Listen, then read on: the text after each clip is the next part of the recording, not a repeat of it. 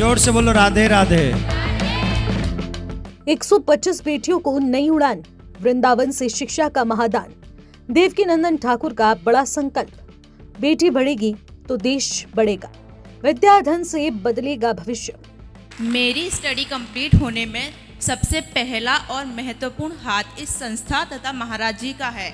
बिना इनके मेरी स्टडी बिना किसी प्रॉब्लम के कंप्लीट होना इम्पॉसिबल था, तो मैं इसके लिए सबसे पहले महाराज जी को धन्यवाद देना चाहूँगी। मैं बीएड सेकेंड ईयर में पढ़ रही हूँ।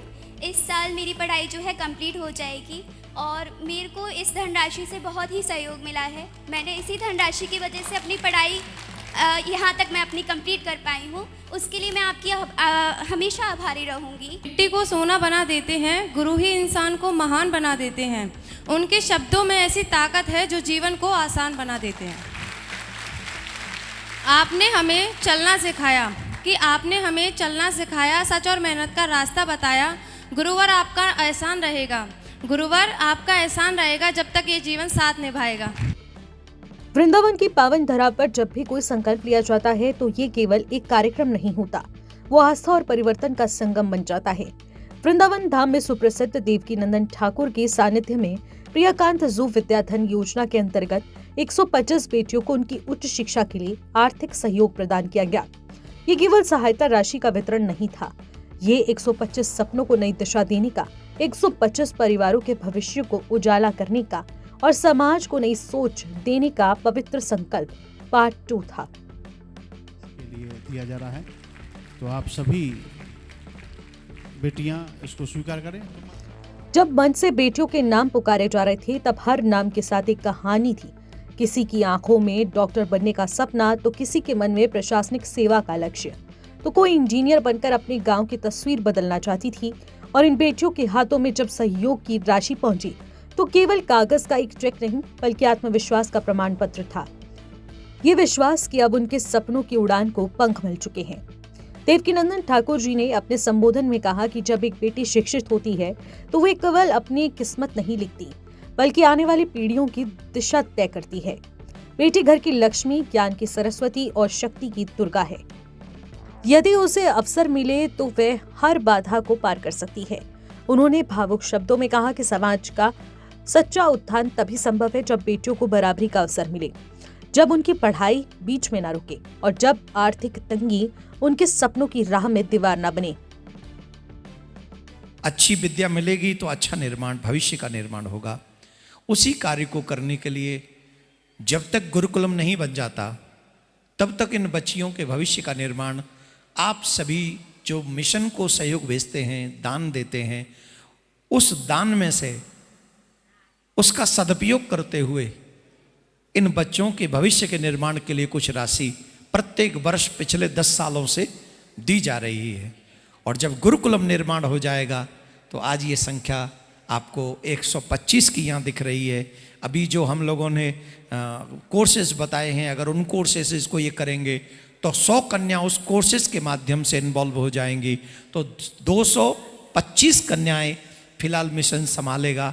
परंतु इसके बाद जैसे ही गुरुकुलम निर्माण हो जाएगा तो ये फिर 100 में संख्या नहीं रहेगी, ये फिर हजारों में संख्या चली जाएगी।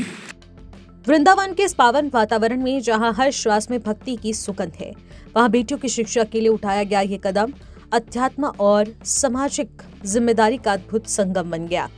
प्रियाकांत जू विद्याधन योजना केवल एक योजना नहीं बल्कि एक विचार है।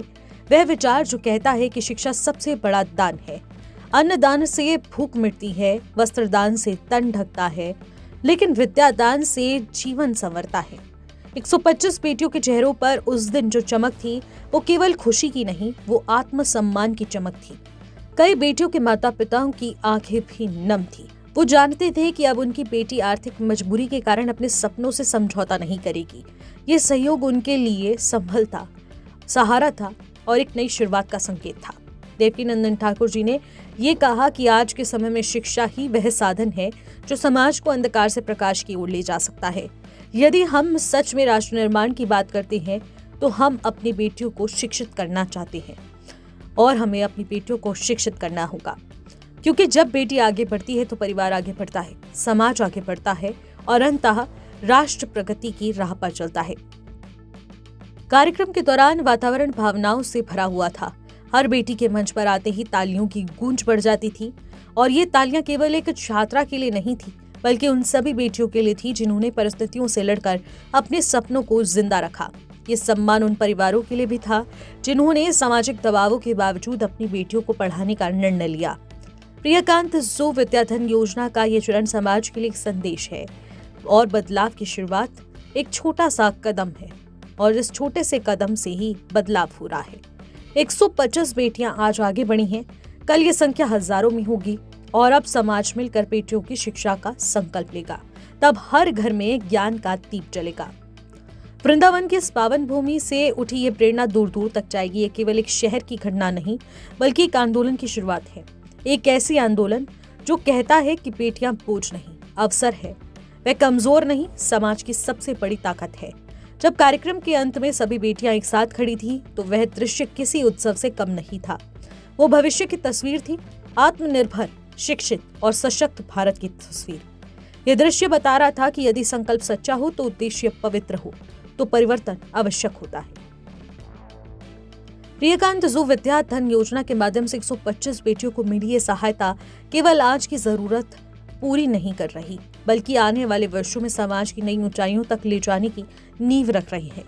क्योंकि जब एक बेटी शिक्षित होती है तो वो केवल अपना जीवन नहीं संवारती, बल्कि पूरे परिवार, समाज और राष्ट्र के भविष्य को उज्जवल बनाती है। वृंदावन की इस प्रेरणादायक पहल ने ये सिद्ध कर दिया कि सच्ची भक्ति वही है जो सेवा से जुड़ी हो और सेवा का सबसे बड़ा स्वरूप शिक्षा का दान। यही संकल्प, यही भावना और यही विश्वास आने वाले समय में हजारों बेटियों के सपने नई उड़ान देता रहेगा।